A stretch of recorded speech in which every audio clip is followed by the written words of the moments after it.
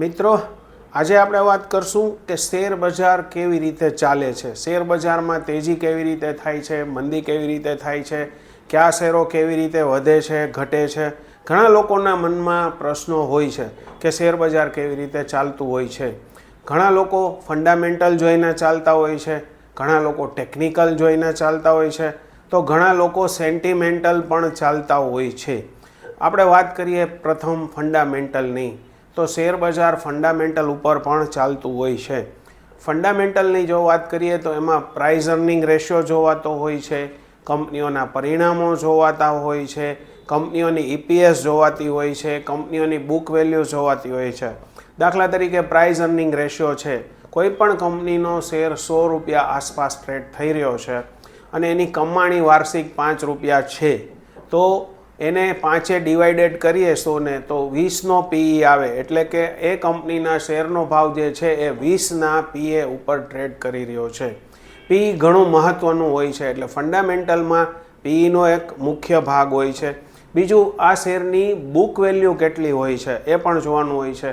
10 રૂપિયાવાળો share હોય અને એની 20 રૂપિયા, 30 રૂપિયા, 50 રૂપિયા બુક વેલ્યુ હોય છે, તો બુક વેલ્યુ એક ફંડામેન્ટલનો ભાગ છે. ત્રીજો ભાગ એ છે કંપનીના રિઝલ્ટ કેવા આવે છે, એના ઉપર પણ એને ફંડામેન્ટલી સ્ટ્રોંગ છે કે નહીં એ પણ કહી શકાય. કંપનીની રેવન્યુ કેટલી છે એવું પણ કહી શકાય. કંપનીનું પરફોર્મન્સ પણ જોવાનું રહેતું હોય છે કે કંપની પરફોર્મન્સ કેવું આપી રહી છે. તો આ બધા મુદ્દા છે એ ફંડામેન્ટલના છે.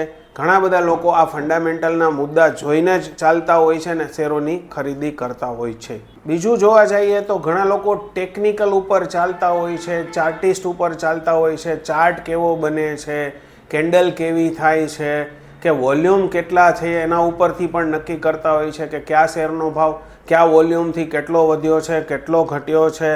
એટલે ઘણા બધા લોકો ફંડામેન્ટલ છોડીને ટેકનિકલ ઉપર ચાલતા હોય છે, ટેકનિકલ ચાર્ટ ઉપર ચાલતા હોય છે, ચાર્ટિસ્ટ કહે એ રીતે ચાલતા હોય છે. એટલે ઘણી બધી રીતે શેર બજારમાં શેર કેવી રીતે ચાલે છે જોવા જઈએ તો ટેકનિકલે ચાલતા હોય છે, ફંડામેન્ટલે ચાલતા હોય છે. વાત આવે છે હવે સેન્ટિમેન્ટલની. સેન્ટિમેન્ટલ સૌથી અગત્યનો મુદ્દો છે. બજાર સેન્ટિમેન્ટ વધારે ચાલે છે. ઘણી બધી વખત ઘણી બધી ઘટનાઓને લઈને બજાર ચાલતું હોય છે.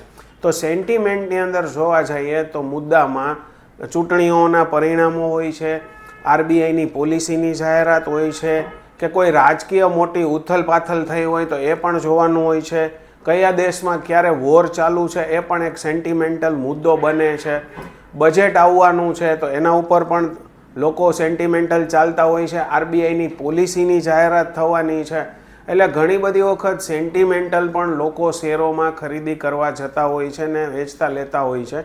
સેન્ટિમેન્ટલ મોટો મુદ્દો છે. ફંડામેન્ટલ છોડી દેવામાં આવે, ટેકનિકલ છોડી દેવામાં આવે તો પણ બજાર સેન્ટિમેન્ટલ વધારે ચાલે છે.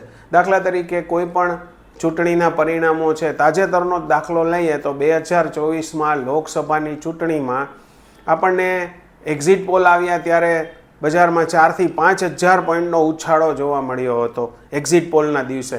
પરંતુ જ્યારે વાસ્તવમાં જ્યારે પરિણામો આવ્યા અને પરિણામો થોડા ઘણા પણ વીક આવ્યા, એટલે ધારણા જેટલી સીટો ભાજપને ન મળતા બજારમાં કડાકો બોલ્યો હતો, જેને કહેવાય સેન્ટિમેન્ટલ ડાઉન થયું હતું.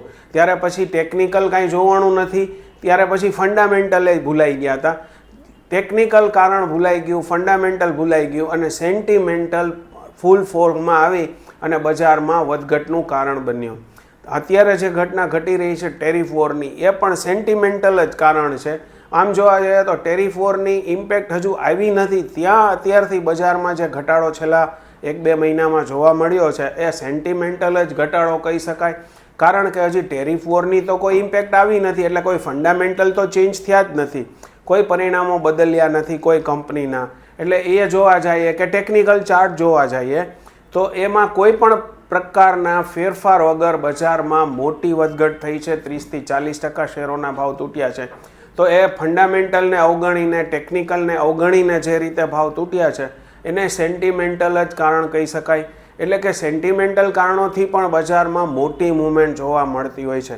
આરબીઆઈની પોલિસી છે, બજેટ છે, બજેટમાં ટેક્સમાં રિલીફ મળી, કોઈ કારણથી આરબીઆઈના પોલિસીના દરોમાં જે રીતે ફેરફાર થયો અને 5%નો જે 25 BPSનો ઘટાડો જાહેર થયો, આ બધા કારણોથી ઘણી બધી વખત શેર બજારમાં મોટી વધઘટ જોવા મળતી હોય છે. એટલે કે બજાર ફંડામેન્ટલ તો ચાલે જ છે, ટેકનિકલ તો ચાલે જ છે, પરંતુ સેન્ટિમેન્ટલનો પણ એટલો જ હિસ્સો છે ને એને લઈને પણ બજારમાં મોટી વધઘટ જોવા મળતી હોય છે. આ વોરની વાત કરીએ તો ક્યારેક બે દેશો વચ્ચે કે બીજા 4-5 દેશો વચ્ચે જ્યારે પણ વોર ચાલતી હોય છે, અંદરો અંદર લડાઈઓ ચાલતી હોય છે, તો તેની પણ અસર શેર બજાર પર આપણને જોવા મળી છે, ઘણી બધી વખત જોવા મળી છે. તો આવા સમયે પણ ફંડામેન્ટલ અને ટેકનિકલને અવગણીને શેર બજારમાં વધઘટ જોવા મળતી હોય છે. ત્યાર પછી મોન્સૂનની વાત કરીએ તો ચોમાસાની પણ લીધે જ્યારે ચોમાસું નબળું આવે છે કે સારું આવે છે તો એની અસર પણ જોવા મળે છે, જે તે સેક્ટરમાં જોવા મળે છે. ક્યારેક સિઝનલ વસ્તુને લઈને સેન્ટિમેન્ટલ આપણને બજારમાં તેજી મંદી જોવા મળે છે. ઓટો સેક્ટર્સમાં દિવાળી અને નોરતા ઉપર સેલ્સના આંકડાઓ ખૂબ સારા હોતા હોય છે. મોન્સૂનની તૈયારી હોય ત્યારે ફર્ટિલાઇઝર્સ તેરોમાં તેજી થતી જોવા મળતી હોય છે. એટલે કે એવું કહી શકાય કે સેન્ટિમેન્ટલનું પણ મહત્ત્વ એટલું જ છે જેટલું ફંડામેન્ટલ છે અને ટેકનિકલ છે. આ વિડીયો ફક્ત અને ફક્ત જાણકારી માટે છે. આ વિડીયોને લઈને કોઈએ શેર બજારમાં રોકાણ કરવું એના પહેલાં પોતાના સર્ટિફાઈડ એડવાઇઝરની સલાહ લઈ, ફાઇનાન્શિયલ એડવાઇઝરની સલાહ લઈને રોકાણ કરવું હિતાવહ છે.